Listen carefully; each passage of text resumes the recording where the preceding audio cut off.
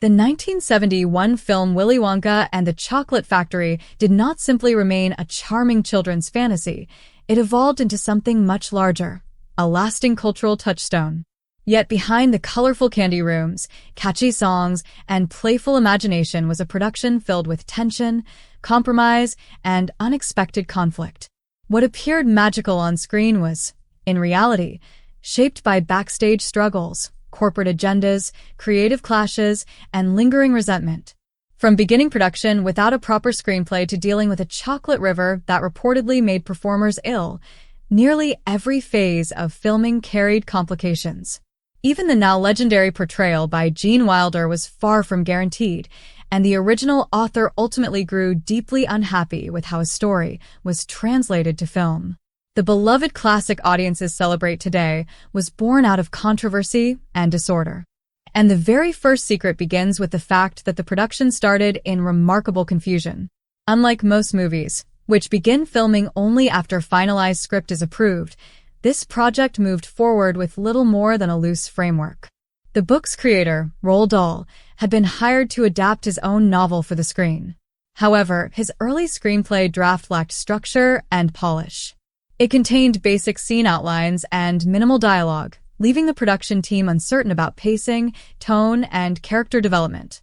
As cameras prepared to roll, studio executives became increasingly uneasy.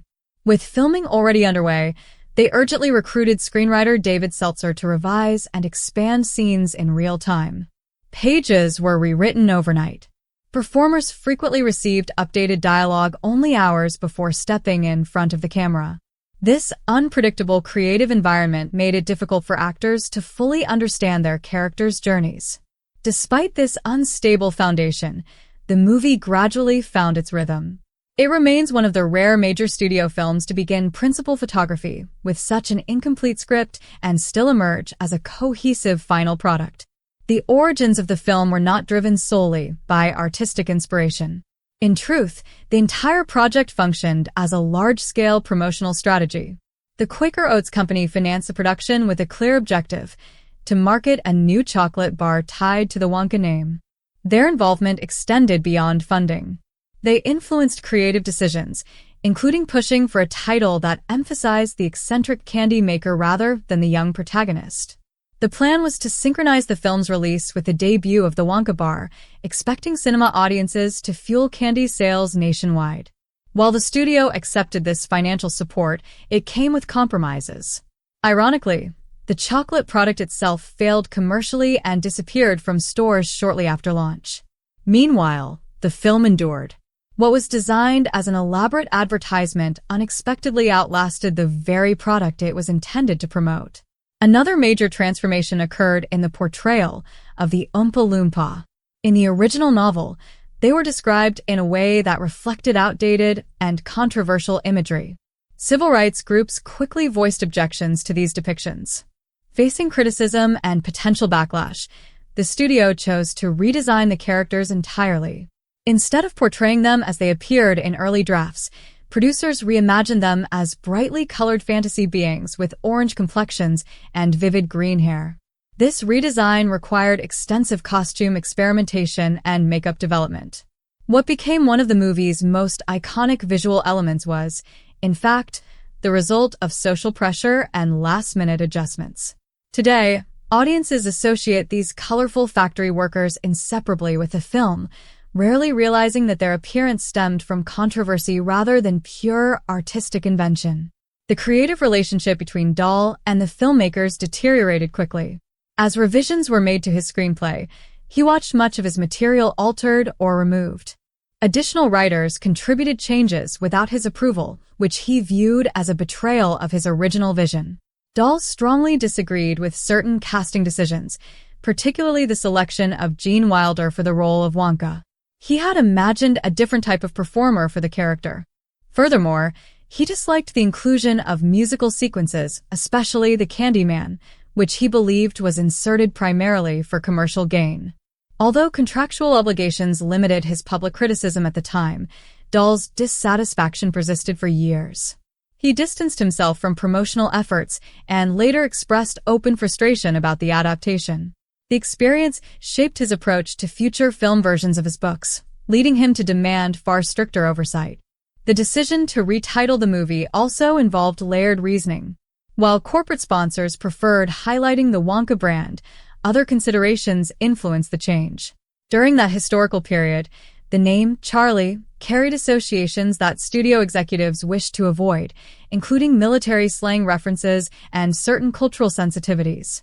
By shifting the focus to Willy Wonka, the production addressed both marketing objectives and broader public perception concerns. The revised title served multiple purposes, satisfying sponsors while minimizing unintended associations. Interestingly, the film might never have existed without the enthusiasm of a child. Director Mel Stewart was encouraged to pursue the adaptation by his daughter, Meline. After reading Dahl's novel, she repeatedly urged her father to bring the story to life on screen. Initially dismissive, Stewart eventually read the book himself and recognized its cinematic potential. Seeing the balance of whimsy and darker undertones, he realized it could translate powerfully to film. He presented the idea to producer David L. Wolper, who helped secure financial backing. Without his daughter's persistent encouragement, Stewart may never have championed the project. Her youthful passion indirectly contributed to a film that would resonate across generations. Casting the role of Wonka required extensive deliberation. Several well-known performers were considered, including Fred Astaire, Spike Milligan, and Joel Grey. Each candidate offered a distinct interpretation. However, none captured the unusual blend of charm and unpredictability the director sought. Gene Wilder approached the character with a subtle intensity. He envisioned Wonka as whimsical, yet slightly mysterious, even unsettling at times. During his audition, he demonstrated a nuanced performance style that immediately impressed Stewart. Although some executives feared his interpretation might be too strange for younger audiences, the director believed that unpredictability was essential to the character's appeal. Ultimately, Wilder secured the role and delivered a portrayal that would become legendary. Selecting the actor to play Charlie required a nationwide search. Peter Ostrom was discovered while participating in a children's theater production in Cleveland. Casting agents noticed his sincerity and natural presence during screen tests. After extensive auditions, the young performer was chosen for the part. Despite enjoying the filmmaking experience, Ostrom chose not to pursue a career in acting. When production concluded, he declined further Hollywood opportunities and returned to his education. He later studied veterinary medicine and built a professional life outside the entertainment industry. Today, he works as a veterinarian specializing in large animals and occasionally reflects on his brief involvement in cinematic history. Unlike many former child actors, he has expressed no regret about leaving the spotlight behind. In the end, the film's journey from uncertain beginnings to enduring legacy reflects a remarkable paradox. A project launched in creative chaos, influenced by corporate strategy, reshaped by social concerns, and marked by personal disagreements, somehow became a timeless classic. What began as a risky promotional experiment ultimately transformed into one of the most recognizable family films ever made.